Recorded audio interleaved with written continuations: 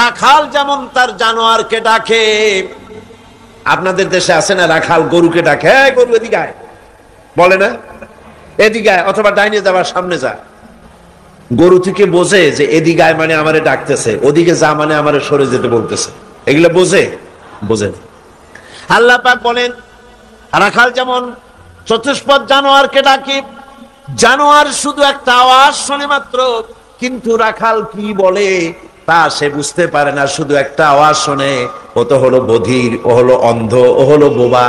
অনুরূপ ভাবে যারা কাফের তারাও কোরআনের কথা শোনে, হক তারা দেখে, হকের আওয়াজ তারা শোনে, কিন্তু ওই চতুষ্পদ জানোয়ারের মতো একটা আওয়াজ শোনে, কি বলে তা তারা বোঝে না। আল্লাহ পাক বলেন কাফেরদের আমল হলো এরকম, যারা নাকি আমাকে অস্বীকার করেছে তাদের আমল, তাদের কাজগুলি অবস্থা এমন যেমন মরুভূমির ভিতরে মরুচারীরা পথ চলতে গিয়ে দূরে দেখতে পায় পানি আছে, মনে করে পানি মনে করে তার কাছে যায়। যখন কাছে চলে গেল, যারে পানি মনে করেছিল, হাত্তা ইদা জাআহু লাম ইয়াজিদহু শাইয়া, যাকে পানি মনে করেছিল কাছে গিয়ে দেখলো কিছুই পেল না, পানি নাই। আছে না এরকম? মরিচিকা বোঝেন? এই যে চৈত্র মাস, বৈশাখ মাসের যখন প্রচন্ড রোদ হয়, তখন বীজ ঢালা রাস্তার উপরে দেখবেন দূরের থেকে মনে হবে যেন পানি চিকচিক করছে, আসলে কি পানি না। মরুভূমির উপরে পথ চলতে গিয়ে ওইরকম দেখা যায়, বিরাট জলাশয়, মনে হবে অনেক পানি আছে ওখানে। যখন কাছে যায়, কাছে গিয়ে প্রাণান্ত হয় ওখানে গিয়ে পানিটা পান করার জন্য। আল্লাহ বলেন কাছে যখন যায়, হাত্তা ইযা জাআহু লাম ইয়াজিদহু শাইয়া, কাছে গিয়ে তখন কিছুই পায় না। এইভাবে মরিচিকার ভেতর মরিচিকা দেখে মরুচারীরা যেমন পানির জন্য ছুটে যায়, পানি পায় না, প্রাণান্ত হয়ে যায়। কাফির বেঈমান নাস্তিক মুরতাদরা তাদের সমস্ত জীবনের আমলগুলি এভাবে নিষ্ফল, কোনো দাম নাই, কোনো মূল্য নাই। তারা নিজেদের তৈরি করা মতবাদকে শান্তি আছে বলে মনে করে, শেষ পর্যন্ত দেখে কিছুই নাই। যেমন কমিউনিজম ৭২ বছর ধরে পৃথিবীকে কিছুই দিতে পারে নাই, জ্বালা দিয়েছে, যন্ত্রণা দিয়েছে, কষ্ট দিয়েছে, হতাশা দিয়েছে, ক্ষুধা দিয়েছে, দারিদ্র দিয়েছে, নির্যাতন করেছে, নিষ্পেষণ করেছে, মানুষের জন্য ভালো কিছুই করতে পারে নাই। বলেন পেরেছে নাকি? কি বলেন পেরেছে? সুতরাং এভাবে করি ওরা মনে করে ভালো, আসলে তো ভালো না। আসল ভালো তো আল্লাহ রাব্বুল আলামিন যেটা বান্দার জন্য করেন, এর থেকে ভালো আর কিছু হতে পারে না। কি বলেন? পারে? পারে না। যারা নাকি কাফের, আমাকে অস্বীকার করেছি, আমার আইনকে অস্বীকার করেছে, আমার সঙ্গে বিদ্রোহিতা পোষণ করেছে, আর এই অবস্থায় যদি তার মৃত্যু হয়ে যায় কবরি হালতে, তাহলে আল্লাহ, ফেরেশতা এবং সমস্ত সৃষ্টিকুলের লানত তার উপরে, জোরে কর নাউজুবিল্লাহ। এরপরে মৃত্যুর পর কাফির নাস্তিকরা যখন চলে যাবে জাহান্নামের ভিতরে, যখন যাবে সেখানেও তাদের কোনো চিৎকারে কাজ হবে না, সাহায্যকারী মিলবে না।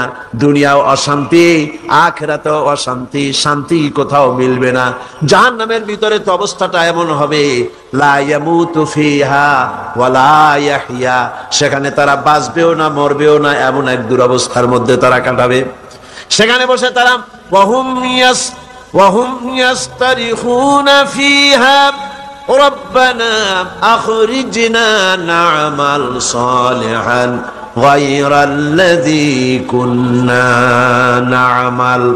সেই জাহান্নামের ভিতরে বসে তারা চিৎকার করবে আর বলবে, রব্বুল আলামিন মেহেরবানি করে আমাদের কি আরেকবার জমিনে পাঠায় দাও, এইবার যদি পৃথিবীতে ফিরে যেতে পারি, ভালো ভালো কাজ করব, অন্যায় কাজ আর করব না, সুবিশাব হয়ে যাব, নামাজ পড়ব, দিনদার হব, ইমানদার হব।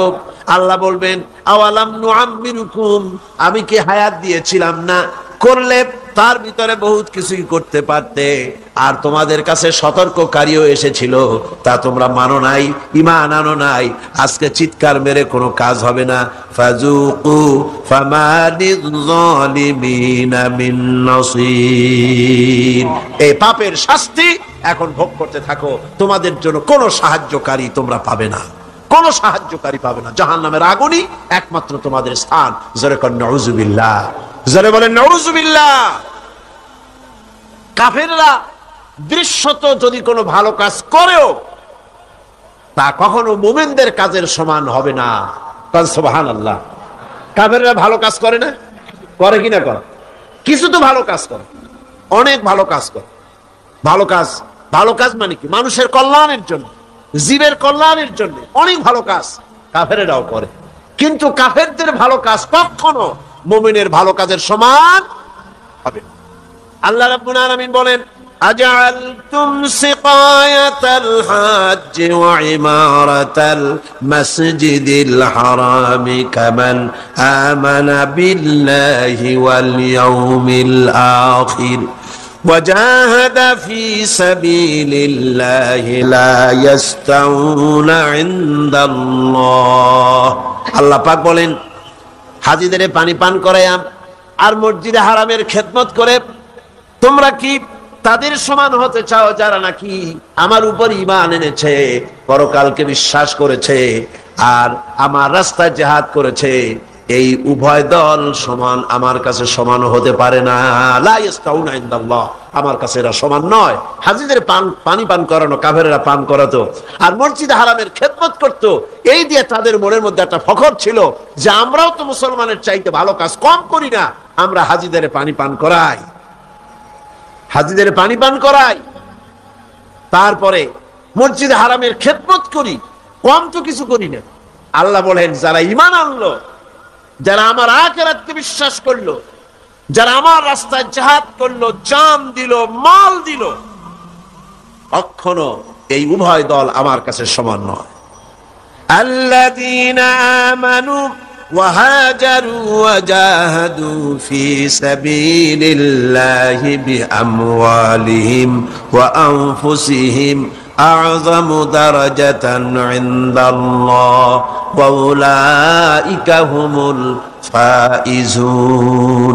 আল্লাহ পাক বলেন, যারা নাকি ঈমান এনেছে আর আমার রাস্তায় হিজরত করেছে আর জিহাদ করেছে আমার দ্বীনকে প্রতিষ্ঠা করার জন্য, মাল দিয়ে আর জান দিয়ে, আমার কাছে তাদের বিরাট মর্যাদা। আর ওরাই হলো কামিয়াব, ওরাই হলো সফল কাম, কিয়ামতের দিন তারাই সফল হবে। জোরে বলেন সুবহানাল্লাহ। সুতরাং কাফেরদের কোনো ভালো কাজও মুমিনদের কাজের সমান হবে না, এবং ভালো কাজের মূল্যায়ন কিয়ামতের দিন তাদের হবে না, কারণ তারা ভালো কাজগুলি করেছিল নিজেদের সুনামের জন্য, আল্লাহকে সন্তুষ্ট করার জন্য নয়। ভাইরা আমার, ঈমানের এখানেই হচ্ছে ঈমানের এই গুরুত্ব। ঈমান আসল ব্যাপার, জীবনের সবচাইতে গুরুত্বপূর্ণ বিষয় হলো ঈমান। আল্লাহর উপরে ঈমান এনে সেই ঈমানের উপরে নিজেদেরকে যদি টিকায় রাখা যায়, আল্লাহর উপরে ঈমান এনে সেই ঈমান অনুযায়ী আল্লাহর হুকুম অনুযায়ী যদি জীবন পরিচালনা করা যায়, এটার নামই হচ্ছে ঈমান।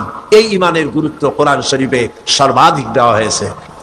বলেন না, সবটা কাল কি বর্তমান। সুতরাং বর্তমানের উপরে ভিত্তি করে যে আল্লাহ পাক আইনের কিতাব রচনা করেছেন, তার ভিতরে পরিবর্তনের প্রয়োজন কিয়ামতের এপাশে পরিবর্তন প্রয়োজন দেখা দিবে না। কোন আলহামদুলিল্লাহ।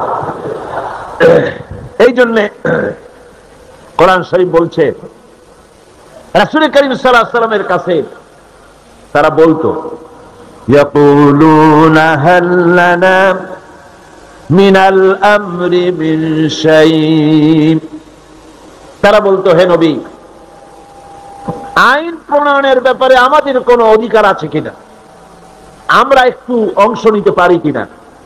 আল্লাহ পাক জবাবে বললেন, কুল ইন্নাল আমরা কুল্লুহু লিল্লাহ। বলে দাও, আইন প্রণয়নের ব্যাপারে, হুকুম পরিচালনার ব্যাপারে সবটা এখতিয়ার কেবলমাত্র কার? জোরে সরে বলেন, কার? আল্লাহ পাক। কারণ এই পৃথিবীতে মানুষের কাছে আইন তৈরি করার মতো একটা গুরুত্বপূর্ণ বিষয় মানুষের হাতে ছেড়ে দেওয়া যায় না। ওই মানুষের হাতে যারা স্বার্থপরতায় ভোগে, যাদের মন সংকীর্ণ, যারা সামান্য সামান্য জিনিস নিয়ে স্বার্থপরতায় ভোগে, তারা এত বড় কাজ করতে পারে না। যদি আইন তৈরি করার দায়িত্ব তাদের দেওয়া হয়, তাহলে সর্বপ্রথম তারা আইন তৈরি করবে নিজেদের ভাষার স্বার্থে, দলের স্বার্থে, দেশের স্বার্থে, অঞ্চলের স্বার্থে, তারপরে করবে অন্য মানুষের জন্য। দেখেন, পৃথিবীতে সবচাইতে এসেনশিয়াল জিনিসগুলো এই জন্য আল্লাহ পাক নিজের হাতে রেখে দিয়েছেন, যেমন পানি, অক্সিজেন, বাতাস, এগুলি আল্লাহ নিজের হাতে রেখেছেন। কারণ মানুষকে আল্লাহ সৃষ্টি করেছেন, আল্লাহ জানেন এদের দুর্বলতা কোথায়। এরা মোটে সুযোগ পায় না, সুযোগ একটু পেলেই বলে ভাতে মারবো, পানিতে মারবো। আর এদের হাতে যদি আইন তৈরি করার দায়িত্ব দিয়ে দেওয়া হয়, আর এই সব গুরুত্বপূর্ণ জিনিস যদি তাদের হাতে তুলে দেওয়া হয়, তাহলে ক্ষমতায় যেতে পারলে তারা বিরোধী দলকে বলবে, আমাদের দলে না আসা পর্যন্ত, আমাদের বশ্যতা স্বীকার না করা পর্যন্ত বাতাস দেব না, অক্সিজেন দেব না, পানি দেব না। এই জন্যে সবচাইতে গুরুত্বপূর্ণ জিনিসগুলি আল্লাহ তার নিজের হাতে রেখেছেন। এই পৃথিবীতে পানি, আগুন, বাতাস, অক্সিজেন যেমন গুরুত্বপূর্ণ, এর থেকে কম গুরুত্বপূর্ণ নয় পৃথিবীর মানুষের জন্য একটি সার্বজনীন আইন। যেহেতু বাতাস থাকুক, বাতাস তো আছে পৃথিবীতে, বাতাসের অভাব নাই, পানির অভাব নাই, আগুনের অভাব নাই, অক্সিজেনের অভাব নাই, তারপরেও মানুষেরা আজ নির্যাতিত, নিষ্পেষিত, নারীরা অধিকার হারা, শ্রমিকরা অধিকার থেকে বঞ্চিত, কালো মানুষ সাদা মানুষের নির্যাতনে নাগরিক অধিকার থেকে বঞ্চিত। পৃথিবীর ছোট ছোট শক্তিগুলিকে বৃহৎ শক্তিগুলি শেষ করে দিচ্ছে। সুতরাং আইনের মতো এই গুরুত্বপূর্ণ একটি বিষয় আল্লাহ পাক নিজের হাতে রেখেছেন। কার হাতে রেখেছেন? নিজের হাতে রেখেছেন। সে আইনের কিতাবখানার নাম হলো, এটার নাম হলো কোরআন। তাই আল্লাহ রাব্বুল আলামিন তার উপরে যারা ঈমান আনে, তাদের ঈমানের ভিতরে আল্লাহ থাকে, রাসূল থাকে, পরকাল থাকে, জবাবদিহিমূলক আচরণ থাকে। সে ব্যাখ্যা পরে দেব। আর পার্থিব ঈমানে যারা বিশ্বাসী, পার্থিব ঈমান যাদের রয়েছে, পার্থিব ধরনের ঈমান যাদের, তাদের ঈমান হলো 3 নম্বরে হতেছে তাদের দেশের আইন, 4র্থ নম্বরে তাদের মাবুদ হচ্ছে, 4র্থ নম্বরের খোদা হচ্ছে তাদের কাছে তাদের নফস, প্রবৃত্তি। এই নফসের গোলামি তারা করে, প্রবৃত্তির গোলামি তারা করে, মন যা চায় তাই তারা করে। সেখানে কোনো বাধা নাই, সেখানে কোনো বিপত্তি নাই, সেখানে কোনো আইন নাই, নীতি নৈতিকতার কোনো বালাই নাই, মন যা চায় তাই তারা করে। এটা হলো 3 নম্বর। সর্বশেষ মাবুদ, 4র্থ নম্বরের মাবুদ যেটা তাদের, তা হলো তাদের হিকমত এবং বিচক্ষণতা। এই হিকমত আর বিচক্ষণতা তাদের, এ দিয়ে তারা এখানে সামান্য কিছু, এই হিকমত দিয়ে, এই বিজ্ঞান দিয়ে, এই কলা কুশলতা দিয়ে, এই বিচক্ষণতা দিয়ে সামান্য কিছু তাদের কল্যাণ হলেও সার্বিকভাবে তাদের কোনো কল্যাণ বয়ে আসে না। এই 4 ধরনের মাবুদের উপরে বিশ্বাস থাকার কারণে তাদের নীতি নৈতিকতার সকল দরজা বন্ধ হয়ে যায়। তারা নিজের জ্ঞান, নিজের দেশ, নিজের আইন, নিজের জাতি, এর উপরে বিশ্বাস থাকে বলে তাদের ঊর্ধ্বতন এমন কোন ক্ষমতা, এমন কোন ক্ষমতাবান কেউ নাই বলে তাদের বিশ্বাস, যার কাছে তাদের জীবনের কোনো কিছুর হিসাব দিতে হবে। এই জন্য জবাবদেহিমূলক জীবনযাপন তারা করে না, হয় না। পরিপূর্ণ ঈমান হচ্ছে যে আল্লাহর উপরে বিশ্বাস করা হচ্ছে, সেই আল্লাহর আইনকে, আল্লাহর হুকুম এবং আহকামকে জীবনের সকল ক্ষেত্রে মেনে চলাই হচ্ছে পরিপূর্ণ ঈমান। আর এই ঈমান যারা আনে, তারাই হয় সেই ঈমানদার লোকেরাই পৃথিবীর মধ্যে সবচাইতে মর্যাদা সম্পন্ন। আর তাদের মর্যাদা সম্পর্কে আল্লাহ পাক কোরআন শরীফে বলছেন, যারা ঈমান আনে দুনিয়াও তাদের মর্যাদা হবে, আখিরাতেও মর্যাদা হবে। আল্লাহ রাব্বুল আলামিন বলেন, জাযাউহুম ইনদা রাব্বিহিম জান্নাতু আদনিন তাজরি মিন তাহতিহাল আনহার খালিদিনা ফিহা আবাদান। আল্লাহ পাক বলছেন, যারা নাকি ঈমান আনবে আমার উপরে আর আমলে সালেহ করবে, নেক কাজ করবে, তাদের জন্য পুরস্কার হলো সবুজ শ্যামল এমন জান্নাত আমি তাদের জন্য রেখেছি, যার নিচের থেকে শতত নহর প্রবাহিত, আর এই জান্নাতের ভিতরে তারা থাকবে, তারা সেখানে বসবাস করবে। রাদিয়াল্লাহু আনহুম ওয়া রাদু আনহু, আল্লাহ পাক তাদের উপরে সন্তুষ্ট, যারা ঈমান এনেছে, যারা ঈমানের উপরে থেকেছে, তাদের উপরে আল্লাহ সন্তুষ্ট, আর তারাও আল্লাহ রাব্বুল আলামিনের উপরে সন্তুষ্ট। যালিকা লিমান খাশিয়া রাব্বাহ, আর এটা এই জন্য যে তারা তাদের প্রভুকে ভয় করে চলেছে, তারা তাদের আল্লাহকে, তাদের রবকে ভয় করে জীবন যাপন করেছে। এই জন্য আল্লাহ রাব্বুল আলামিন কিয়ামতের দিন তাদেরকে পুরস্কৃত করবেন। ঈমান মুমিন ব্যক্তির শ্রেষ্ঠ অবলম্বন, ঈমান মুমিন ব্যক্তির শ্রেষ্ঠ অবলম্বন। ঈমানের দাবি হলো এই, তাগুতকে অস্বীকার করতে হবে আর আল্লাহর প্রতি ঈমান আনতে হবে পরিপূর্ণভাবে। তাহলে আল্লাহ পাক বলেন এমন কোন জিনিস নাই যে তাকে ধ্বংস করে দিতে পারে, তাকে ক্ষতিগ্রস্ত করতে পারে। ঈমান ছাড়া সকল নেক আমল নষ্ট হয়ে যাবে। মানুষের নেক আমল, প্রত্যেক মানুষ কিছু না কিছু ভালো কাজ করে, ঈমান যদি না থাকে তাহলে এই ভালো কাজের কোনো মূল্য নাই। কোরআনে কারীমে রব্বুল আলামিন বলেন, কুল হাল নুনাব্বিউকুম বিল আখসারিনা আমালা আল্লাযীনা যাল্লা সা'য়ুহুম ফিল হায়াতিদ দুনিয়া ওয়া হুম ইয়াহসাবুনা আন্নাহুম ইউহসিনুনা সুনআ। আল্লাহ পাক বলেন, নবী আপনি বলুন, আমি কি তোমাদেরকে বলবো না এই কথা যে আমলের দিক থেকে সবচাইতে ব্যর্থ কোন ব্যক্তি, আমলের দিক থেকে ব্যর্থ ক্ষতিগ্রস্ত কোন ব্যক্তি, তা কি বলবো না? সেটা হলো এই দুনিয়ার চেষ্টা সাধনায় যারা সঠিক পথে চলার কথা মনে করে যারা ভ্রান্ত পথে চলেছে আর মনে করেছে এটাই আমরা ভালো কাজ করতেছে ফাসাদের কাজ, আর মনে মনে ভাবতেছে আমরা দেশ গড়ার কাজ করতেছি। যেমন পার্বত্য চট্টগ্রামে শান্তি বাহিনী নাম ওই বাহিনী যারা মানুষ মারে, সমানে মানুষ জবাহ করে, বাড়িতে আগুন লাগায়, মানুষগুলিকে শান্তিতে বসবাস করতে দেয় না। এদের নাম হয়েছে কি? শান্তি বাহিনী। খেরাত কা নাম রাখ দিয়া জুনুন আর জুনুন কা নাম খেরাত। পাগলপনার নাম বুদ্ধিপনা আর বুদ্ধিপনার নাম হলো পাগলপনা। কানার নাম পদ্মলোচন। এই কথাই এখানে প্রযোজ্য। নিজেরা কাজ করে, তারা মনে করে যে আমরা এটা সমাজের জন্য, দেশের জন্য ভালো কাজ করতেছি। আসলে এই কাজটি ঈমানের উপরে না থাকার কারণে এই কাজগুলির দ্বারা দেশ এবং জাতি ক্ষতিগ্রস্ত হচ্ছে, আর তারা মনে করছে আমরা খুব ভালো কাজ করছি।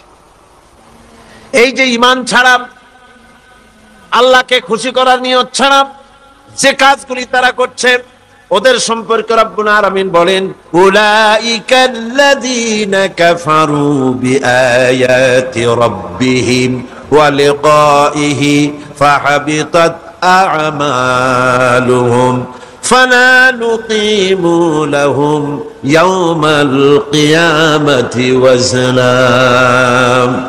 এরা হচ্ছে সেই সব লোক যারা আল্লাহর সঙ্গে দেখা করাকে অস্বীকার করেছে।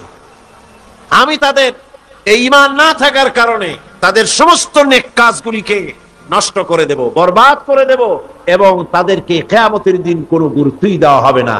তারা এই পৃথিবীতে যতই নিজেদেরকে গুরুত্ব মনে করুক, নিজেদের গুরুত্ব নিজেরা মনে করুক, বা অপর মানুষেরা তাদের গুরুত্ব দিক না কেন, কিয়ামতের দিন তারা আমার কাছে কোনো গুরুত্ব পাবে না।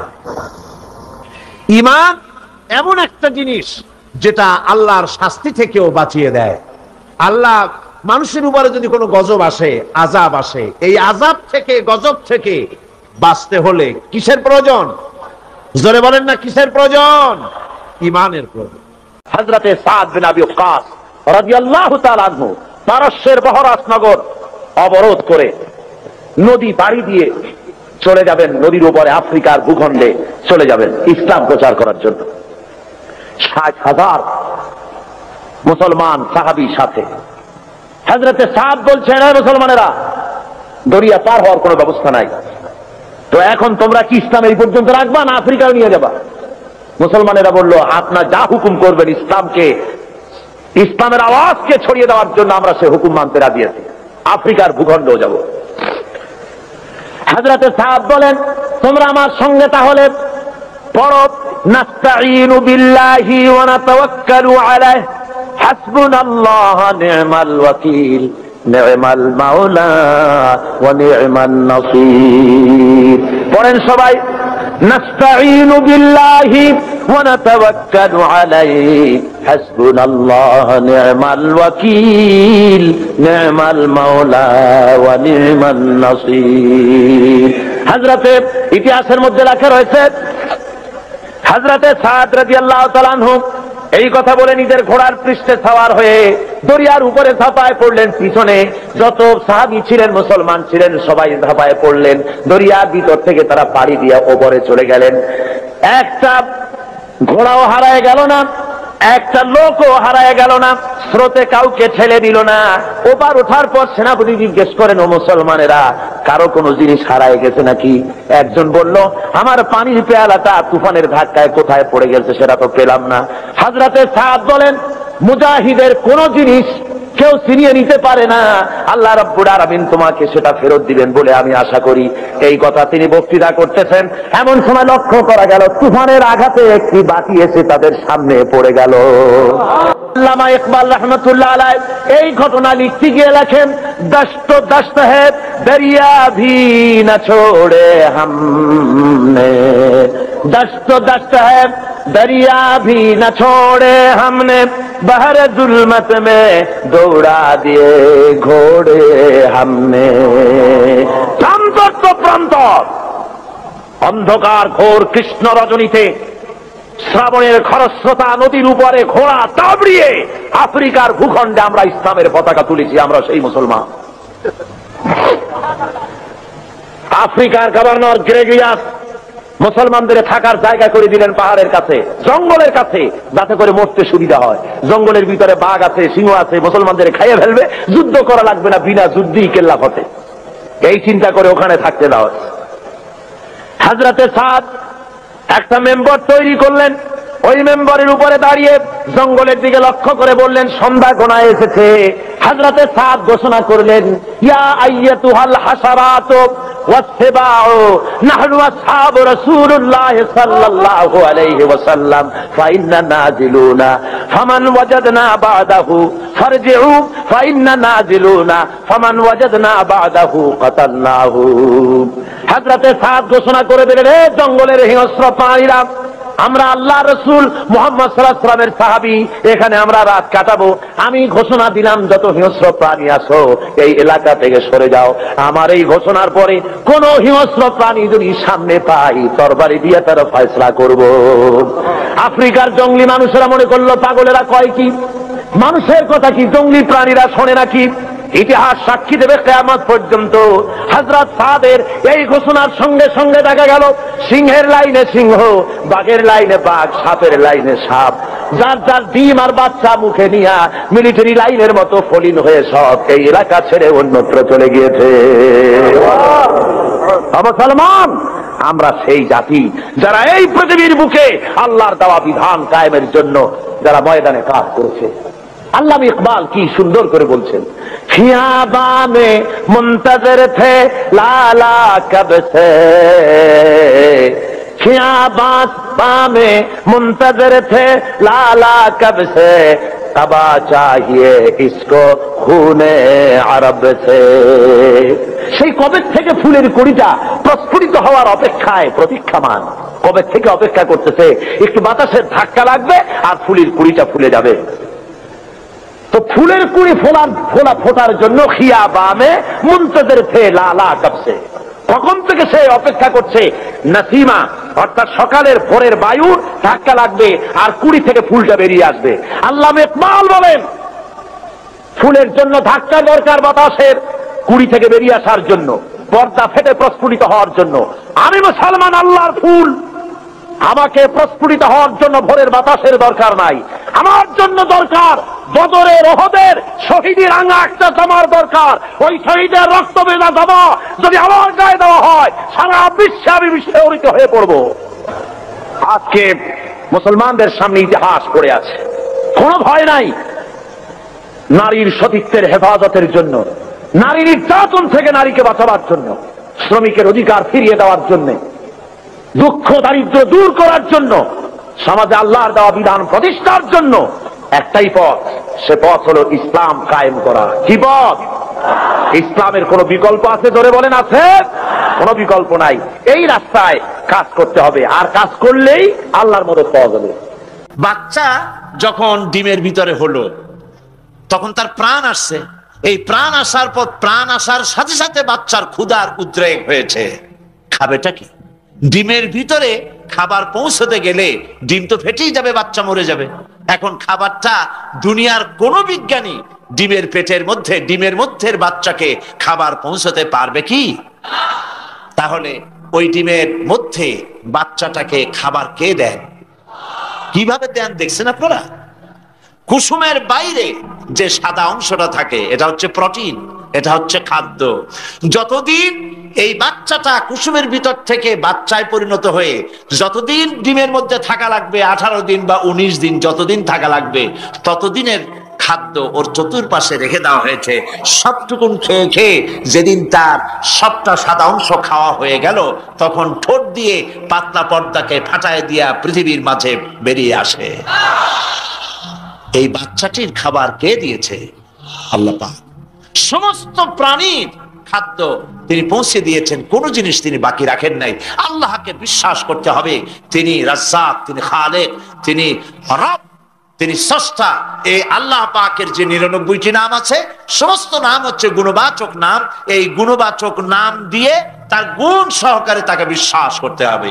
গেল 2 নম্বর। কয়টা বলেছিলাম শর্ত? 3 নম্বর হচ্ছে আল্লাহ পাকের ক্ষমতা। আল্লাহরে বিশ্বাস করবেন ক্ষমতা দিয়ে। কি দিয়ে বিশ্বাস করবেন? ক্ষমতা দিয়ে। কি ক্ষমতা? আল্লাহ রাব্বুল আলামিন, তার ক্ষমতা হচ্ছে দিনকে রাত বানাতে পারেন, রাতকে দিন বানাতে পারেন, সাগরকে নগর বানাতে পারেন, নগরকে সাগর বানায় দিতে পারেন, পথের মানুষ ধরে, রাস্তার মানুষ ধরে প্রেসিডেন্ট বানায় দিতে পারেন, আবার প্রয়োজনে ফাঁসির মঞ্চে চড়াই দিতে পারেন। আল্লাহ রাব্বুল আলামিন জিন্দাকে মৃত্যু করেন, মৃত্যুকে জিন্দা করেন। সবকিছুর ক্ষমতা। ইন্নাল্লাহা আলা কুল্লি শাইইন কাদির। সমস্ত জিনিসের উপরে ক্ষমতা রাখেন কে? জোরে বলুন। সব জিনিসের উপরে প্রচন্ড ক্ষমতার মালিক। এই ক্ষমতা অ্যাপ্লাই করার জন্য আল্লাহ রাব্বুল আলামিনের কোনো বাটন টেপা লাগে না, সেনাবাহিনী ডাকার দরকার হয় না। শুধু বলেন 2টা অক্ষর। বলেন তো কি? মাশাআল্লাহ, আপনাদের ওয়াজ শুনাইয়া মজা আছে, কারণ আপনারা বোঝেন। শুধু 2টা অক্ষর, কোন হও, সাথে সাথে হয়ে যায়। এটা 2টা ব্যাখ্যা আছে। একটা হচ্ছে যেটা আল্লাহ পাক এখনই চান, সেটা কোন বলার সাথে সাথে তখনই হয়। আবার যেটা এখন চান না, কিছু পরে, সেটার জন্য কোন বলার সাথে সাথে সেটার হওয়ার প্রক্রিয়া শুরু হয়ে যায়। সুবহানাল্লাহ। দেখেন না, এই যে ভারতের আনজার, ভুজ, আহমেদাবাদ, এইখানে আল্লাহ অবিশ্বাসী লোক যারা, তারা বলে প্রকৃতির লীলা খেলা। তো প্রকৃতি এটা কি কোনো জানোয়ারের নাম যা আল্লাহর অবাধ্য? আল্লাহ যা বলে তা শোনে না, এক জায়গায় কাঁপাই দিয়া সব ভেঙে চুরে শেষ করে দেয়, অথবা বন্যা হয়ে সব ডুবাই দেয়। প্রকৃতি কোনো জানোয়ারের নাম নয়। আল্লাহ পাক যখন যা ইচ্ছা করেন, ফাআলুল লিমা ইউরিদ, যা খুশি তাই করেন। আল্লাহর ইচ্ছে হয়েছে, ক্ষমতায় যখন থাকে তখন চতুর্দিকে অন্ধকার দেখে, মনে করে যে এ ক্ষমতা আর আমার হাত থেকে যাবে না, যা খুশি তাই করব। কিন্তু তোমাকে নিয়ন্ত্রণ করার আরেকজন আছেন কিনা? সেজন্য আল্লাহ পাক বলেছেন, ওয়ায়ামুদ্দুহুম ফি তুগয়ানিহিম ইয়ামাহুন। আমি যারা সীমা লঙ্ঘন করে আমি ঢিল দেই, একশোটে ধরি না, ঢিল দেই, দেখি কতদূর পারো। এই জন্য তো ফেরাউন বেঁচে ছিল 950 বছর। কোন কোন কেতাবে লেখা আছে 950 বছর হায়াত পেয়েছিল, জানি না কত বছর পাইছিল। 950 বছরের ভেতরে একদিন তার সর্দি হয় নাই। ও যেন বলতে না পারে যে যদি আমার অসুখ বিসুখ হইতো তাও তো আমি আল্লাহ তোমারে ডাকতাম। মানে মুনাফিক, কাফের, বেঈমান, অহংকারী। আল্লাহ সুযোগ দেন, পাপিষ্ঠকে সুযোগ দিয়ে দেন। এই কথা যেন বলতে না পারে যে আল্লাহ আর যদি 6টা মাস সময় পাইতাম তাহলে আমি ভালো হয়ে যেতাম। এরকমও সুযোগ দেওয়া হয় না। ঠিক আছে, করতে থাকো, দেখি কদ্দূর পারো। তারপরে যখন সীমা লঙ্ঘন করে করে একদম প্রান্তে এসে যায়, তখন দড়ির অপর প্রান্ত কার কাছে? কার কাছে? ঘুড়ি যত উপরেই ওড়ে, ঘুড়ির লাটায় ওর পেছনে একটা সুতা আছে, সেই সুতাটা আর একজনের হাতে, ঠিক না? ঘুড়ি যতই মনে করুক যে আমি পাল্লা দিয়ে মঙ্গল গ্রহে যাব, যেখানে খুশি সেখানে যাব, ঘুড়ির এই অহংকার মিশে বেশি দূরে যেতে পারবে না, যেহেতু তোমার পেছনে একটা দড়ি আছে, সেই দড়িটা আর একজনের হাতে। এই দড়িতে যখন টান দেওয়া হবে, কাছে ফিরে আসতে হবে, যেখান থেকে উৎপত্তি সেখানেই ফিরে আসতে হবে। সুতরাং আল্লাহ পাকের এই প্রচন্ড ক্ষমতাকে বিশ্বাস করতে হবে যে তিনি বিরাট ক্ষমতার মালিক। ফকিরকে আমির বানান, আমিরকে ফকির বানান, আবার প্রয়োজনে ইচ্ছে করলে পথের লোক ধরে, কেউ চেনে না কেউ শোনে না, আল্লাহ পাক ধরে নিয়ে বাদশা বানান। আবার যখন আল্লাহ নারাজ হন তখন ফাঁসিতে ঝুলায় দেন। পারেন কিনা? পারেন কিনা? প্রচন্ড ক্ষমতার মালিক তিনি। আল্লাহ পাককে বিশ্বাস করার জন্য 4টি শর্তে: আল্লাহর অস্তিত্বে বিশ্বাস, গুণাবলীতে বিশ্বাস, ক্ষমতায় বিশ্বাস, 4 নম্বরে হচ্ছে তার হুকুম এবং আহকামে বিশ্বাস। আল্লাহ পাক যে সব আদেশ করেছেন, নিষেধ করেছেন, সেগুলি মানতে হবে। আল্লাহ যা হুকুম করেছেন তা মানতে হবে, যা নিষেধ করেছেন তার থেকে ফিরতে হবে। তাহলে বোঝা যাবে যে আপনি আল্লাহকে বিশ্বাস করেছেন। আল্লাহর বিশ্বাস করি কিন্তু আল্লাহর আইন মানি না, এই বিশ্বাসের কোনো দাম আছে? বলেন, দাম আছে? আল্লাহ জাহান্নামের কঠিন শাস্তি থেকে বাঁচার জন্য আমার সাথে ব্যবসা করো। কার সাথে? এই ব্যবসার মধ্যে 3টা পুঁজি: তুমিনুনা বিল্লাহি ওয়া রাসূলিহি ওয়া তুজাহিদুনা ফি সাবিলিল্লাহি বিআমওয়ালিকুম ওয়া আনফুসিকুম যালিকুম খায়রুল লাকুম ইন কুনতুম তা'লামুন। আমার সাথে ব্যবসা করো। সেই ব্যবসার পুঁজি হলো 3টি। পুঁজি কয়টা? বলেছি কয়টা? একটাও এখনো শেষ হয়নি। প্রথমে বলেছিলাম আল্লাহর প্রতি ঈমান, 2 নম্বরে রাসূলের প্রতি ঈমান, 3 নম্বরে এখনই ভুলে গেলেন? জোরে বলেন কি? এখন আল্লাহর প্রতি ঈমান আনলে পরে উপকার কি কি উপকার হয় সেটা শোনার দরকার কিনা? ফায়দা ছাড়া তো মানুষ কাজ করে না, ফায়দা হইতে হবে, লাভ হইতে হবে। ঈমান, আল্লাহর প্রতি ঈমান আনলে অনেক লাভ। তার মধ্যে কয়েকটা লাভের কথা আজকে আমি বলবো ইনশাআল্লাহ। বলেন ইনশাআল্লাহ। বলবো কিনা? কয়েকটা লাভের কথা বলি, আমি আশা করি ফায়দা হবে ইনশাআল্লাহ। বলি ইনশাআল্লাহ। 1 নম্বরের ফায়দা, আল্লাহর উপর ঈমান আনলে, মুখস্থ করেন, কাগজ কলম থাকলে লিখে নেন, আর না হয় মনে মনে মনে রেখে দেন, মেমোরিতে ধরে রাখেন। আল্লাহর উপর ঈমান আনার 1 নম্বরের লাভ হচ্ছে আত্মমর্যাদার সৃষ্টি হয়। যারা আল্লাহর উপর ঈমান আনে তাদের আত্মমর্যাদার সৃষ্টি হয়, পার্সোনালিটি, শখসিয়ত তৈরি হয়। এমন শখসিয়ত হয়, শখসিয়ত মানে কি?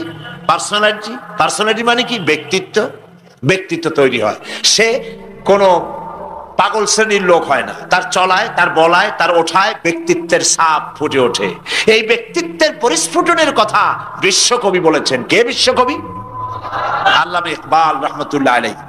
আল্লামা ইকবাল রহমতুল্লাহ আলাইহি তিনি বলছেন, খুদি কো কর ইতনা বুলন্দ, খুদি কো কর ইতনা বুলন্দ कि हर तकदीर लिखने के पहले खुदा पूछे बंदे को बता तेरी रजा क्या है। নিজের ব্যক্তিত্বের পরিস্ফুটন এভাবে করে তোলো, পার্সোনালিটি, শখসিয়ত এভাবে তৈরি করো যাতে আল্লাহ পাক তোমার তকদির লেখার সময় তোমারে জিজ্ঞেস করে, বান্দা তুই বল তোর তকদিরটা আমি কিভাবে লিখবো। সুবহানাল্লাহ বলেন।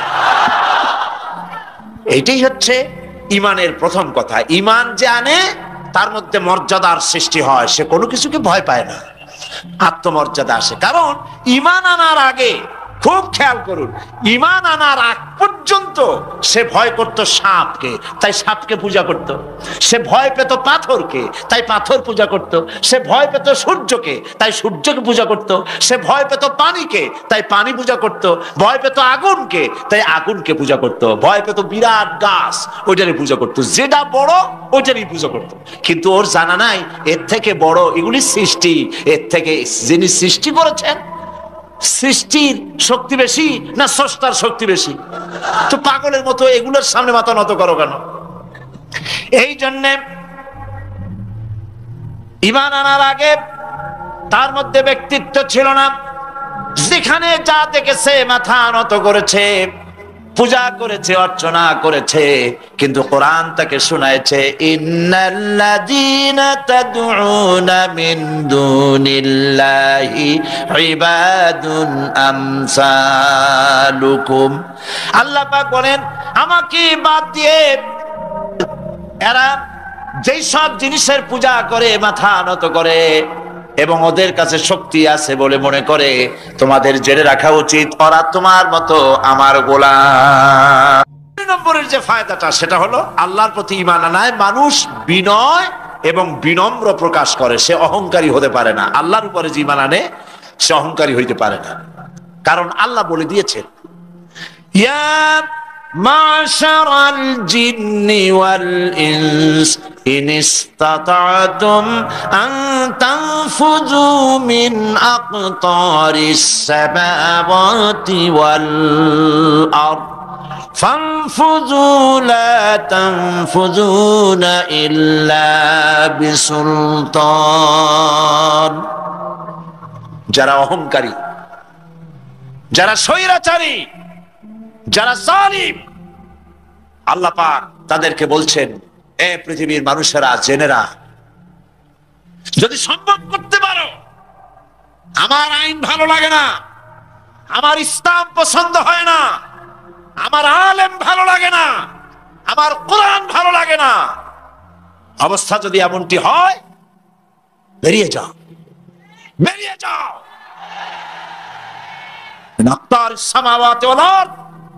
আমার সার্বভৌমত্বের ভেতর থেকে, আকাশের নিচের থেকে, জমিনের উপর থেকে বেরিয়ে যা। ফানফুযু লা তানফুযু ইল্লা বিসুলতান। কোথায় যাও? পালাবার জায়গা নাই, বেরোতে পারবে না।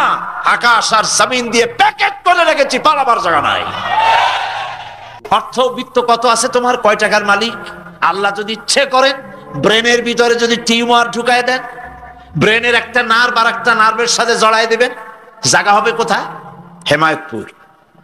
হেমায়তপুর কোথায়? কাছেই, পাবনা। সুতরাং আল্লাহ পাক ইচ্ছে করলে এটা করে দিতে পারেন, পারেন না? খুব করতে পারেন। হার্টের ভেতরে ক্যান্সার দিয়ে দিতে পারেন। 14 গোষ্ঠী বিক্রি করলো, ডাক্তারের পয়সা হবে না, পারেন না আল্লাহ পাক? পারেন কি না? পারেন। সেই জন্য যত বড় ধনী হোক, পয়সার মালিক হোক, আল্লাহর উপর ঈমান আনলে পরে যে গুণটা হয়, সে অহংকারী হয় না, বিনয়ী হয়। আল্লাহ রাব্বুল আলামিন কোরআনে কারীমের ভিতরে বলে দিয়েছেন, লিল্লাহি মা ফিস সামাওয়াতি ওয়া মা ফিল আরদ। যারা সামান্য একটু রাজত্ব পাইয়া, ছোট্ট ছোট্ট একটা দেশের প্রেসিডেন্ট, প্রধানমন্ত্রী, কি হনুরে, এরকম একটা ভাব, আর্মি হাতে, বিডিআর হাতে, পুলিশ হাতে, যা খুশি তাই করি না। আল্লাহ পাক বলছেন, লিল্লাহি মা ফিস সামাওয়াতি ওয়া মা ফিল আরদ। আকাশ আর জমিনের একচ্ছত্র মালিকানা কার? চিল্লায় বলুন। আল্লাহ রাব্বুল আলামিন বলেন, ফিরআউন মূসা আলাইহিস সালামকে চতুর্দিক থেকে, 3 দিক থেকে ঘেরাও করেছে। একদিকে দরিয়া, তিন দিকে ফেরাউনের সৈন্যরা। কোরআন শরীফে ঘটনা এভাবে তুলতেছে, ফালাম্মা তারাআল জামআন ক্বালা আসহাবু মূসা ইন্না লামুদরাকুন। মূসা আলাইহিস সালামের সাথীরা বলছেন, হে মূসা, আমরা তো পাকড়াও হয়ে গেছি, পালাবার কোনো পথ নাই, মরছি। মূসা আলাইহিস সালাম ভয় পাইছিলেন নাকি? ঈমান কারে বলে? হযরতে মূসা আলাইহিস সালাম বললেন, কাল্লা ইন্না মা'য়া রাব্বী সায়াহদিন। নিশ্চয়ই নয়, অবশ্যই নয়, রব্বী সায়াহদিন, আমার প্রভু অবশ্যই, সিন দিয়ে বোঝানো হচ্ছে অবশ্যই আমার রব আমার জন্য রাস্তা করে দেবেন। এর নাম ঈমান। সুবহানাল্লাহ বলেন। এর নাম ঈমান। চতুর্দিক থেকে বিপদ ঘনীভূত, বেরোবার কোন রাস্তা নাই, ওর মধ্য দিয়ে ওমাইয়াত্তাকিল্লাহা ইয়াজআল লাহু মাখরাজা, কোন রাস্তা নাই, চতুর্দিকে অন্ধকার। এরপরে যদি বান্দা আমার উপরে ভয় করে, আমাকে ভালোবাসে, আমাকে ভয় করে, সবর ইখতিয়ার করে, অন্ধকারের ভেতর থেকে নিশ্ছিদ্র অন্ধকারের ভেতর দিয়ে আলোর রশ্মি বের করে মুমিনদের যাওয়ার জন্য রাস্তা করে দেব। মূসা আলাইহিস সালাম বললেন, ভয় পাইও না, আল্লাহ আমাদের পথ তৈরি করে দিবেন। আল্লাহ রাব্বুল আলামিন হযরত মূসা আলাইহিস সালামকে বললেন, হাতের লাঠি দিয়া দরিয়ার উপরে আঘাত করো। মূসা আলাইহিস সালাম আঘাত করলেন। রাস্তা দরকার ছিল একটার, মূসা আলাইহিস সালামের এক আঘাতে রব্বুল আলামিন দরিয়ার ভিতরে মূসা আলাইহিস সালাম এবং তার সাথী সঙ্গীদের পারাপারের জন্য 12টা রাস্তা পয়দা করে দিলেন। গল্প না কোরআন। রাস্তা তৈরি হয়ে গেল 12টা, সব পার হয়ে গেল। ফেরাউন তার দলবল নিয়ে আসছে। আল্লাহ রাব্বুল আলামিন বলেন, ওয়া আনজাইনা মূসা ওয়া মান মাআহু আজমাইন সুম্মা আগরাকনাল আখারিন। মূসা আলাইহিস সালামকে পার করলাম, পিছনে যারা আসতেছিল, কারা আসতেছিল? ফেরাউন।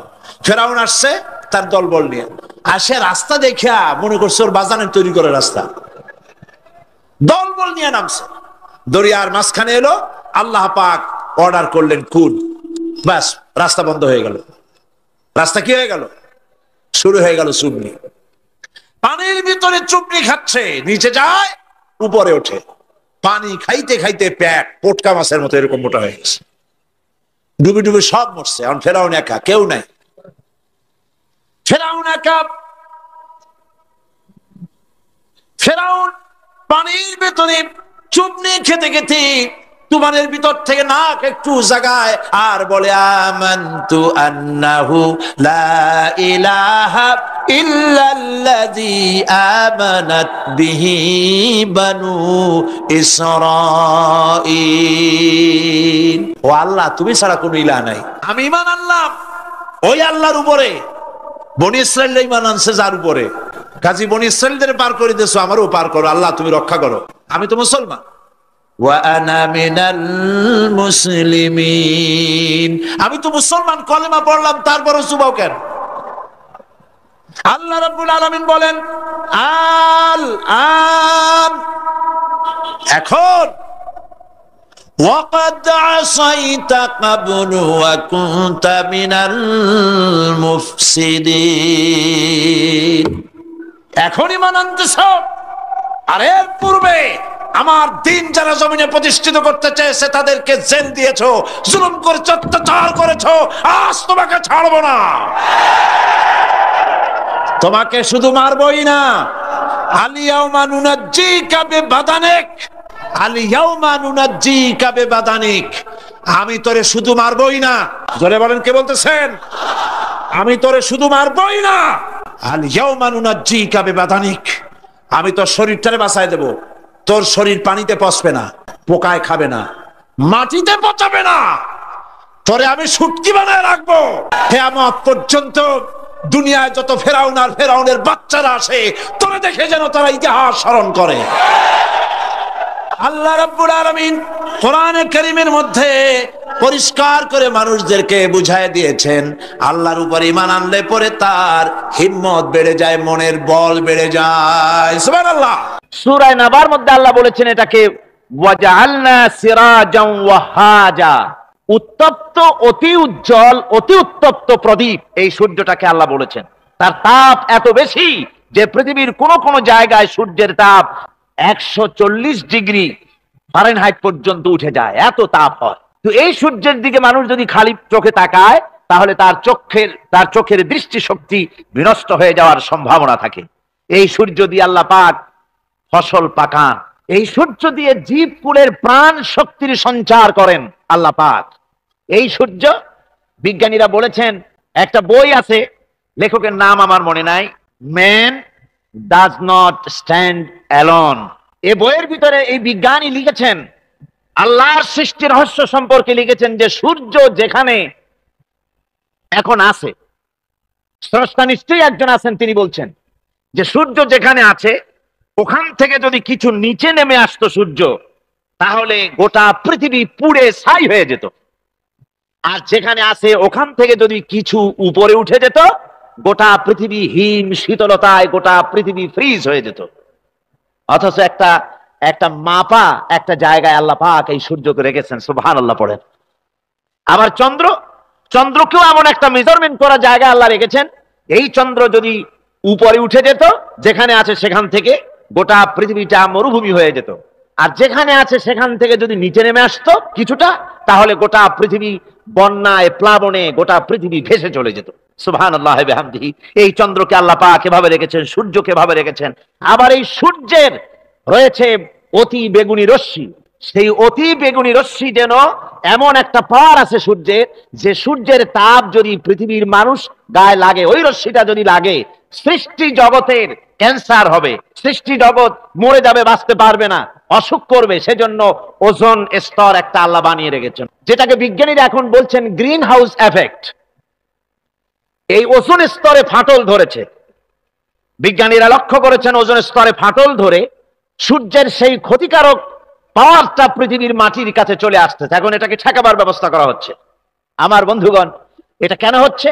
আল্লাহ রাব্বুল আলামিন বলেন, ওয়ামা আসাবাকুম মিন মুসিবাতিন ফাবিমা কাসাবাত আইদিকুম, তোমাদের উপরে যত বিপদ আসে, মুসিবত আসে, সব তোমাদের হাতের কামাই করা, দুই হাতের কামাই করা, দু হাত দিয়ে যা কামাই করেছো তার ফল তোমাদের পেতে হচ্ছে। গ্রিন হাউস এফেক্ট কেন হলো? কারণ হচ্ছে আমাদের গাড়ি থেকে যে কার্বন ডাই অক্সাইড, কালো ধোঁয়া আমরা বের করি, আমাদের মিল কল কারখানা থেকে যে চিমনি থেকে কালো ধোঁয়া বের হয়, এগুলিকে শোষণ করার জন্য, এগুলিকে নষ্ট করার জন্য হলো গাছ। গাছ হলে মানুষের বন্ধু। আমরা জনমের মতো গাছ কাটি, লাগাই না। এভাবে করে প্রকৃতির ভারসাম্য আমরা নষ্ট করেছি। আমরা প্রকৃতির ভারসাম্য নষ্ট করবার জন্য ইচ্ছে করে দেশের পাহাড়গুলিকে ধ্বংস করছি। অথচ আল্লাহ পাক বলেছেন, এই পাহাড় পৃথিবীর ভারসাম্য রক্ষার জন্য, প্রকৃতির ভারসাম্যকে রক্ষা করার জন্য আমি পাহাড় সৃষ্টি করেছি। জোরে বলেন সুবহানাল্লাহ। মানুষ এভাবে নিজের সর্বনাশ নিজেই করতেছে। আল্লাহ পাক বলছেন, এভাবে করে আমি সবকিছুকে একটা সুন্দর পদ্ধতি দিয়ে সৃষ্টি করেছি। আর ওই যে আলোকমণ্ডিত চাঁদ, ওই চাঁদ সম্পর্কে প্রশ্ন তুলেছে কাফেরেরা, যে চাঁদটা কি? ওয়ায়াসআলুনাকা আনিল আহিল্লাম কুল হিয়া মাওয়াকিতু লিন্নাস।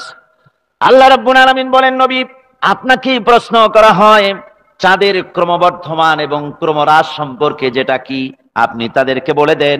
আমি এই চাঁদকে একটা প্রাকৃতিক ক্যালেন্ডার বানায়া, চিরস্থায়ী ক্যালেন্ডার বানিয়ে তাম পৃথিবীর মানুষের জন্য আকাশে ঝুলায় রেখেছি, মহাশূন্যে টানায় রেখেছি, যেন প্রতিদিন রাত্রি বেলায়, দিনের বেলায়, রাতের বেলায় তারা দিন রাত মাস বছর গণনা করতে পারে। এই জন্য বিনা পয়সার একটা ক্যালেন্ডার আমি ঝুলায় রাখছি। জোরে বলেন সুবহানাল্লাহ।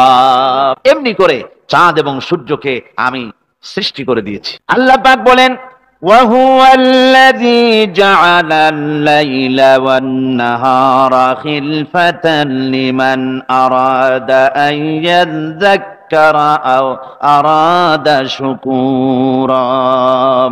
আর আমি দিন এবং রাতকে একে পরস্পর পরস্পরের স্থলাভিষিক্ত বানিয়েছি, যারা শুকর আদায় করবে আর যারা এর দ্বারা জ্ঞান অর্জন করবে তাদের জন্য।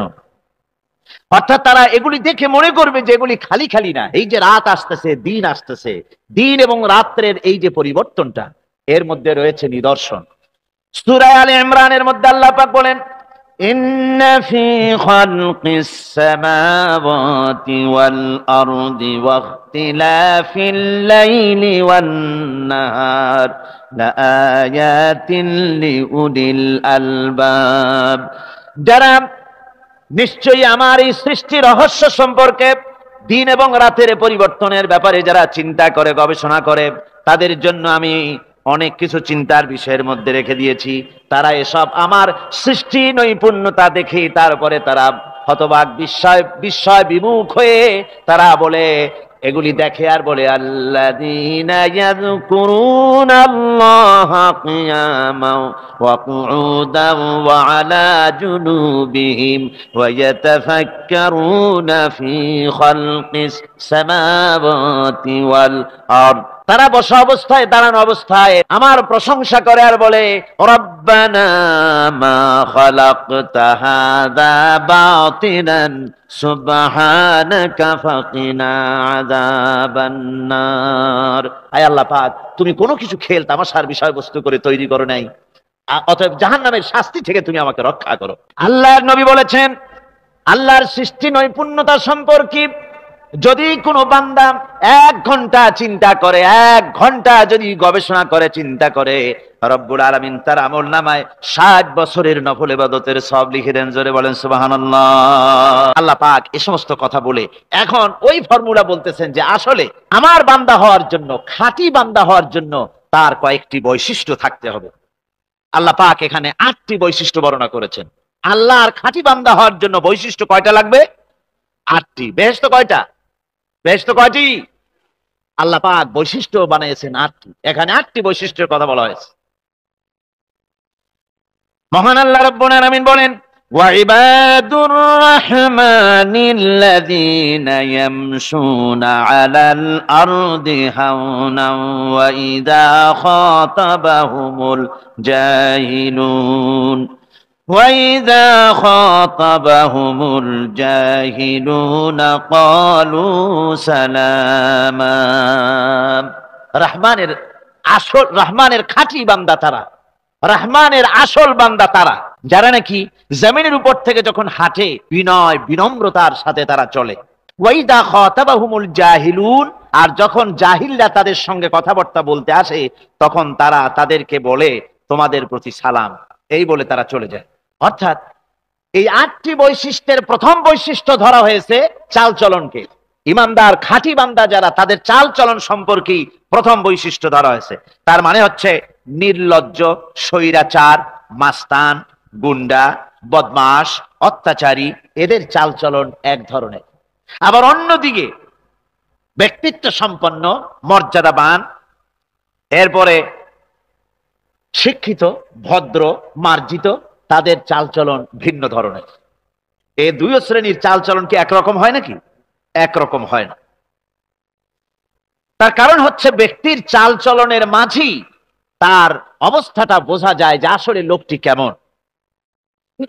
আল্লাহ রাব্বুল আলামিন এই কথার দ্বারা এটা প্রমাণ করতে চান যে মোমেন বান্দা যারা হবে, আল্লাহর খাঁটি বান্দা যারা হবে, তাদের পরিচয় দেওয়া লাগবে না। তাদের চালচলন দেখে, তাদের হাঁটা দেখে, তাদের চলা দেখে, তাদের বলা দেখে, তাদের আচরণ দেখে লোকেরা বুঝতে পারবে যে ইনি হচ্ছেন আল্লাহর একজন খাঁটি বান্দা, একজন মোমেন ব্যক্তি, এ কথা বুঝতে পারবে। আর সে ব্যক্তি জমিনের উপরে চলবে খুবই বিনম্র ভাবে। কোরআনে কারিমে অন্য জায়গায় আল্লাহ রাব্বুল আলামিন বলেছেন, ওয়ালা তামশি ফিল আরদি মারহান ইন্নাকা লান তাখরিকাল আরদা ওয়া লান তাবলুগাল জিবালা তুলা। আমার জমিনের উপরে অহংকারের পদবরে হেঁটো না, আমার জমিনের উপরে অহংকার করে জমিনের উপরে হেঁটো না। তুমি জমিনের উপরে অহংকার করে হেঁটে পদাঘাত দিয়ে আমার এই জমিনকে ফাটায় দিতে পারবে না। আর তুমি লাভ দিয়ে আমার আকাশে, আমার পাহাড়ের উচ্চতাও তুমি ছাড়িয়ে যেতে পারবে না। অহংকার করে কেউ কি পায়ের আঘাত দিয়ে জমিনটাকে ফাটাই দিতে পারে? আর অহংকার করে লাভ দিয়ে পাহাড়ের উচ্চতাও কি কেউ ছাড়িয়ে যেতে পারবে? পারবে না। সুতরাং অহংকার, মোমেন ব্যক্তি যারা, তারা অহংকার করতে পারে না। অহংকার মোমেনের স্বভাব নয়। অহংকার করতে পারে কেবলমাত্র আল্লাহ রাব্বুল আলামিন। অহংকার হচ্ছে আল্লাহ পাকের ইজাত। অহংকার কে করতে পারেন? আল্লাহ পাক করতে পারেন। মানুষের অহংকার শোভা পায় না। মানুষ, তোমার আবার অহংকার কিসের? এক ফোঁটা নাপাক পানি দিয়ে যার জন্মের উৎস, এমন নাপাক পানি যা শরীর থেকে নির্গত হলে পরে গোসল করা ফরজ হয়ে যায়, এমন এক ফোঁটা নাপাক পানি যার জন্মের উৎস, তার অহংকার কিসের? অহংকার করবেন আল্লাহ রাব্বুল আলামিন। হাদিসে কুদসির ভিতরে এসেছে, আল্লাহ পাক বলেছেন, যে ব্যক্তি অহংকার করে সেজন্য আমার চাদর নিয়ে টানাটানি করে। জোরে কোন নাউযুবিল্লাহি মিন যালিক। সুতরাং মুমিন বান্দা যিনি হবেন, আল্লাহর খাঁটি বান্দা, রহমানের খাঁটি বান্দা, সে ব্যক্তি কখনো জমিনের উপরে অহংকারের সাথে চলাফেরা করবে না, বরং তার চাল চলন হবে অত্যন্ত বিনম্র। আর কি? আর হলো জাহিলদের সঙ্গে সে কোনো বিতর্কে লিপ্ত হবে না। জাহিলরা গালাগালি দেবে, গালাগালির জবাবে সে গালাগালি দেবে না। জাহিলরা অত্যাচার করবে, অত্যাচারের জবাবে সে অত্যাচার করবে না, বরং তাদেরকে দেখলে, তারা অত্যাচার করতে আসলে, তারা গালাগালি দিলে তাদের জবাবে ইদফা বিল্লাতি হি আহসান, তাদের জবাবে তাদেরকে সালাম দিয়ে সেখান থেকে তারা কেটে পড়বে। সূরা কাসাসে অন্য জায়গায় আল্লাহ রাব্বুল আলামিন এ কথা আবার এভাবে বলতেছেন, ওয়াইজা সামিউল লাগবা আ'রাদু আনহু ওয়া ক্বালু লানা আ'মালুনা ওয়া লাকুম আ'মালুকুম সালামুন আলাইকুম লা নাবতাগিল জাহিলিন। আল্লাহ পাক বলছেন যে যখন মুমিনেরা পরস্পরে মুমিনদের সাথে জাহিলদের যখন দেখা সাক্ষাৎ হয়ে যায়, যখন ঝগড়ায় লিপ্ত হতে চায়, তখন মুমিনেরা, যারা মুমিন বান্দা, আল্লাহর খাঁটি বান্দা, তারা বলবে যে তোমাদের আমলের প্রতিফল তোমরা পাবা, আমাদের কৃতকর্মের ফল আমরা পাবো। সুতরাং তোমাদের প্রতি সালাম, তোমাদের সাথে আমাদের কোনো সম্পর্ক নাই। ঝগড়াঝাটি না করে তারা ফিরে আসবে। আল্লাহ পাক এরপরে বলেন, والذين يبيتون لربهم سجدا وقياما। রহমানের খাঁটি বান্দা তারাই আরেকটি বৈশিষ্ট্য, তাদের এই 2 নম্বরের বৈশিষ্ট্য বার বলা হচ্ছে। রহমানের, আল্লাহর খাঁটি বান্দার 2 নম্বরের বৈশিষ্ট্য যেটা, সেটা হচ্ছে এই যে তারা রাত কাটায় তার রবের হুজুরে, আল্লাহর দরবারে সেজদা দিয়ে দাঁড়িয়ে থেকে কান্দাকাটি করে তারা রাত গুজরান করে। জোরে বলেন সুবহানাল্লাহ। আর এর বিপরীত যারা, তারা রাত কাটায়, রাতের বেলা মদ, জুয়া, সিনেমা, গান বাজনা, অশ্লীলতা, নাটক, হাবিজাবি, গল্প গুজব করে তারা তাদের রাত কাটায়। আর যারা মুমিন বান্দা, আল্লাহর বান্দা, যারা খাঁটি বান্দা, তারা এই রাত তারা আল্লাহর ইবাদতের ভিতর থেকে কান্দাকাটির মধ্য দিয়ে দাঁড়িয়ে দাঁড়িয়ে অথবা সেজদার ভিতরে তারা তাদের রাত কাটিয়ে দেয়। কোরআনে কারীমে আল্লাহ রাব্বুল আলামিন একথা এভাবে বলেছেন, তাতাজাফা জুনুবুহুম আনিল মাদাজি ইয়াদউনা রাব্বাহুম খাওফান ওয়া তামআন। আমার মুমিন বান্দারা তাদের পার্শ্বদেশ এবং পৃষ্ঠদেশ বিছানার উপরে বেশি রাত থাকে না। তারা তাদের রবের প্রতি, রবের ভয়, আল্লাহর ভয়, আশা পোষণ করে, আর তার আল্লাহকে ভয় করে তারা বিছান থেকে নিজের পিঠকে আলাদা করে নিয়ে তারা রাতের বেলায় আমার কাছে কান্দে, আমার কাছে দোয়া করে, তারা কান্দে, ইবাদত করে। সূরা যারিয়াতের ভিতরে রব্বুল আলামিন বলতেছেন, কানু কালিলাম মিনাল লাইলি মা ইয়াহজাউনা ওয়া বিল আসহারি হুম ইস্তাগফিরুন। আমার এই মুমিন বান্দাগুলি, আমার খাঁটি বান্দা যারা, তারা সারা রাত ঘুমায় না।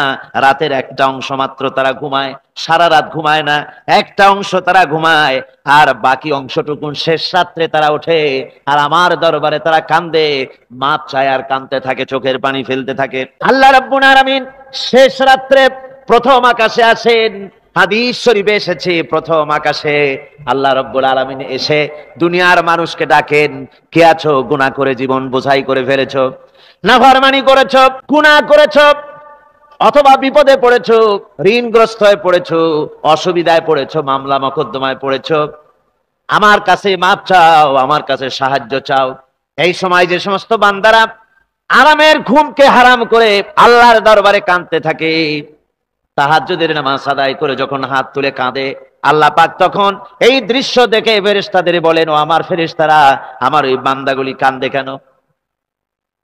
সমস্ত মানুষ যখন ঘুমানো, এই বান্দাগুলি কাঁদে কেন বলো? ফেরেশতারা বলে, আল্লাহ তুমি তো ভালো করে জানো। ফেরেশতারা বলে, আল্লাহ যা। আল্লাহ পাক বলবেন, তবুও তোমাদের মুখ থেকে শুনতে চাই। ফেরেশতারা তখন বলবে, রব্বুল আলামিন তোমার বান্দা গুনাহ করেছে, জাহান্নামের ভয়তে তোমার কাছে কাঁদতেছে, তোমার ভয়তে কাঁদে, জাহান্নামের ভয়তে কাঁদে। আল্লাহ জিজ্ঞেস করেন, ফেরেশতারা ওরা যে আমার ভয়তে কাঁদে, ওরা কি আমারে দেখছে নাকি? ফেরেশতারা বলেন, না খোদা তোমারে দেখে নাই। আল্লাহ পাক বলেন, ওরা আমার যে জাহান্নামের ভয়তে কাঁদে, ওই জাহান্নাম তারা দেখেছে নাকি?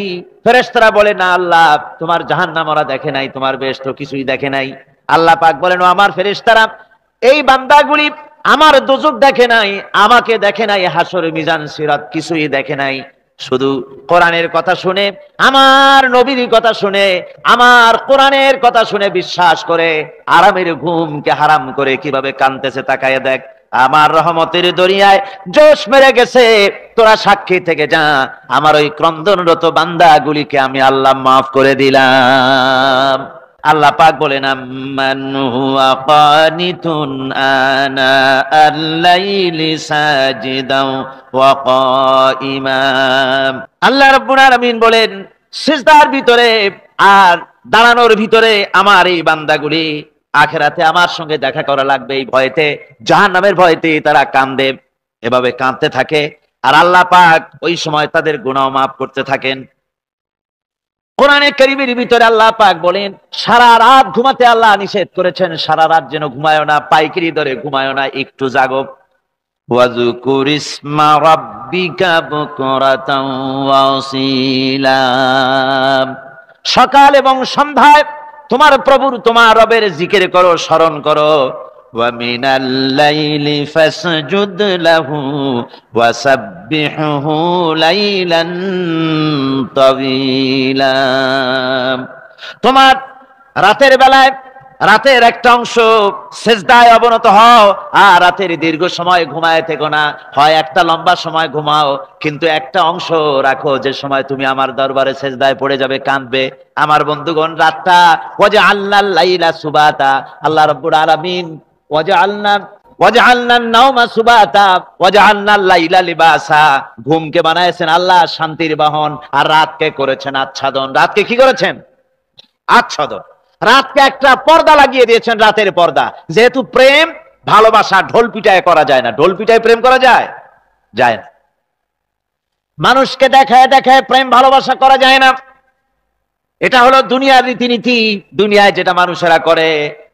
আসল সবচাইতে বড় ভালোবাসার পাত্র হলেন আল্লাহ, মাসুক হলেন আল্লাহ, আশেক হলো মানুষ। আশেক এবং মাসুকের ভিতরে প্রেম বিনিময় হবে, ভালোবাসার আদান প্রদান হবে, কথোপকথন হবে। এজন্য দিনের কোলাহলপূর্ণ অবস্থায় তা হয় না বলে রব্বুল আলামিন বলেন, আমি তোমাদের জন্য রাতকে একটা আচ্ছাদন, একটা পর্দা বানায় দিস। এই রাতের পর্দার ভিতরে থেকে আমারে ডাকো, আমাকে, আমার কাছে তুমি আমাকে ডাকো, একটা লম্বা সময় নিয়ে আমাকে বলতে থাকো, আমাকে ডাকতে থাকো।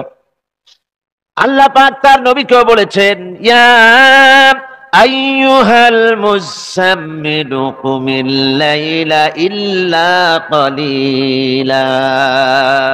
হে চাদর আচ্ছাদিত ব্যক্তি, রাত্রিকালে সালাতে দণ্ডায়মান থাকো, কিন্তু কম। সারা রাত জাগার দরকার নেই, একটা অংশ জাগো, যখন তুমি আমার জন্য কাঁদবে, আমার জন্য সেজদায় পড়ে থাকবে। রাসূল পাক সাল্লাল্লাহু আলাইহি সাল্লাম তাহাজ্জুদের নামাজি সেজদায় পড়ে থাকতেন, রাতে ঘন্টার পর ঘন্টা চলে যেতেছে। হযরত আয়েশা বলেন, আমি মনে করতাম সেজদায় এমন ভাবে রাসূল পড়েছেন আর ওঠেন না, আমার মনে হতো হুজুর বুঝি ইন্তেকাল করে গেছেন। আমি রাসূলের পায়ের আঙ্গুল ধরে আস্তে করে চাপ দিতাম, হুজুর তাতে একটু ব্যথা পেয়ে আঙ্গুল নাড়া দিতেন, তখন আমি মনে করতাম আল্লাহর নবী বিদায় হন নাই, বেঁচে আছেন। আবার কখনো দাঁড়িয়ে দাঁড়িয়ে নামাজের ভিতরে তেলাওয়াত করতে করতে রাত শেষ হয়ে যেত, আমার মনে হতো এই দাঁড়ানো থেকে হুজুর বুঝি আর রুকুতে যাবেন না। আবার যখন রুকুতে যেতেন মনে হতো এই রুকু থেকে আর বুঝি সেজদায় যাবেন না। আবার যখন সেজদায় যেতেন মনে হতো এই সেজদা থেকে রাসূল বুঝি আর উঠবেন না। সুবহানাল্লাহ বিহামদিহি। সাহাবায়ে কেরাম জিজ্ঞেস করতেন, হে রাসূল, হযরত আয়েশা জিজ্ঞেস করে, হে রাসূল, আপনি এত কাঁদেন কেন, এত ইবাদত করেন, এত রাত জাগেন? হযরত আয়েশা বলেছেন, আল্লাহ নবী দাঁড়িয়ে দাঁড়িয়ে তেলাওয়াত করতে করতে, দাঁড়িয়ে দাঁড়িয়ে নামাজ পড়তে পড়তে পাও মোবারক, কদম মোবারক এমন ভাবে ফুলে যেত সকাল বেলায় জুতার মধ্যে পাও ঢুকতো না। সুবহানাল্লাহ। এইভাবে রাসূল পাক কষ্ট করতেন। জিজ্ঞাসা করতে এত ইবাদত কেন করেন? আপনার তো আগের পিছের সমস্ত গুনাহ আল্লাহ মাফ করেছেন, কোনো গুনাহ আপনার নাই।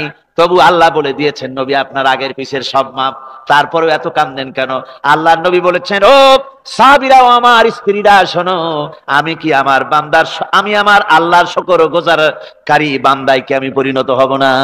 যে আল্লাহ আমাকে এত নিয়ামত দিয়েছেন, আমি কি সেই আল্লাহর শুকর গুজার হব না? রাসূলুল্লাহ এভাবে কাঁদতেন। সুতরাং প্রত্যেকটি মুসলমানকে রাতের বেলায় আল্লাহর দরবারে হাত তুলে কাঁদতে হবে, মোনাজাত করতে হবে, রব্বুল আলামিন যে গুনাহ করেছি, আমি যত গুনাহ করেছি, আমাকে তুমি নেয়ামত যা দিয়েছো, এই নেয়ামত তুমি না দিলেও পারতে, তুমি দয়া করে দিয়েছো। এভাবে যদি মানুষ কাঁদে, আল্লাহ এই অপরাধ করেছি, অপরাধের কথা যদি স্মরণ করে আর কাঁদতে থাকে, আল্লাহ রব্বুল আলামিনের রহমত তার উপরে তখন পড়তে থাকে। আর এই তাহাজ্জুদ, গভীর রাতের কান্দাকাটি, এই জন্য আল্লাহ পাক বলেন, এর আসল ব্যাপারটা হলো ইন্না নাশিআতাল লাইলি হিয়া আশাদ্দু ওয়াতআন ওয়া আকওয়ামু কিলা। আসল ব্যাপার হলো এই প্রকৃতপক্ষে রাতের বেলায় যে নামাজটা হয়, শয্যা ত্যাগ করে মানুষ যে নামাজ পড়তে দাঁড়ায়, এতে করে তার আত্মসংযমের ট্রেনিং হয়ে যায়, আল্লাহর সঙ্গে মহব্বত কায়েম হয়ে যায়। ইসলামী আন্দোলনের বিজয়ের জন্য কর্মীদের এটা সবচাইতে বড় ওষুধ। শুধু হরতালের প্রোগ্রাম দিয়া, শুধু মিছিলের প্রোগ্রাম দিয়া ইসলামী আন্দোলন বিজয় কোনো কালে হয় নাই, আর হবেও না। এজন্য আন্দোলন যারা করে তাদেরকে গভীর রাত্রে উঠতে হয়, নফল রোজা রাখতে হয়, আর গভীর রাত্রে তেলাওয়াত করতে হয়, কাঁদতে হয় আল্লাহর কাছে, তা না হলে আন্দোলনের বিজয় হওয়া সম্ভব নয়। আমরা জেনেছি ইতিহাসে আছে, সাহাবায়ে কেরামদের সঙ্গে রোমকদের লড়াই হতেছে, রোমক সৈন্যরা যুদ্ধে জিততে পারতেছে না কিছুতেই। এরপরে তারা গোয়েন্দা বিভাগের লোক পাঠায় দিল, এদের সঙ্গে জিততে পারি না কেন, একটু খুঁজে দেখে আসো রাত্রে এরা করেটা কি। গোয়েন্দা বিভাগের লোক সারা রাত ঘুরে ঘুরে তারপরে এসে রিপোর্ট করলো। এরপরে এসে তাদের প্রধানের কাছে রিপোর্ট করলো, আমরা যে যার কাছে গিয়েছিলাম দেখে এলাম, হুম বিল্লাইলি রাহবানুন ওয়া বিন্নাহারি ফুরসানুন, আমরা দেখে এলাম যাদেরকে দিনের বেলায় প্রচন্ড শক্তিশালী বীর যোদ্ধা রূপে যাকে যুদ্ধ করতে দেখেছি ময়দানে, রাতের বেলায় দেখলাম গিয়া একেবারে নিতান্ত ফকিরের মতো, কেউ তো সেজদায় পড়ে কাঁদতেছে, কেউ আবার তেলাওয়াত করতেছে, চোখ দিয়া পানি পড়তেছে, আবার কেউ নামাজ পড়তেছে, আবার কেউ হাত তুলে রেখেছে তাদের প্রভুর দরবারে, চোখের পানিতে তাদের চোখ বুক ভেসে যেতেছে। সারাটা রাত তেলাওয়াত আর সেজদা আর নামাজের মধ্যে তারা এভাবে কাটিয়ে দিয়েছে। সেনাপতি এই রিপোর্ট শোনার পরে বললেন, ও গোয়েন্দা বিভাগের লোকেরা, আমার রোমক সৈন্যরা শোনো, যে জাতির নৈতিক মান এত উচ্চে, ওই জাতির সঙ্গে যুদ্ধ করা মানে আমাদের আত্মহত্যা করার শামিল।